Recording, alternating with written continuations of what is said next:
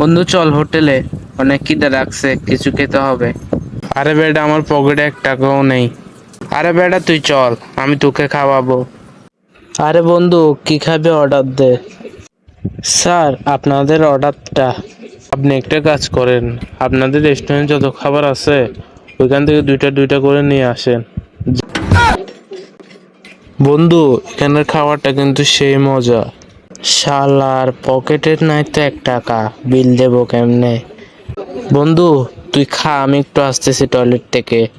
তুই চিন্তা করিস না, আমি এসে বিল দিয়ে দেব। স্যার, আপনার বিলটা।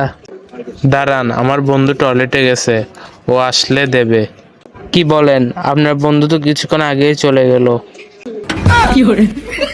আচ্ছা ভাইয়া, আমাদের বিল কত আসছে? 7,000 টাকা। আসলে ভাই, আমার থেকে তো 1 টাকাও নেই। তাহলে চলো রান্নাঘরে, থালা বাসন মাজতে।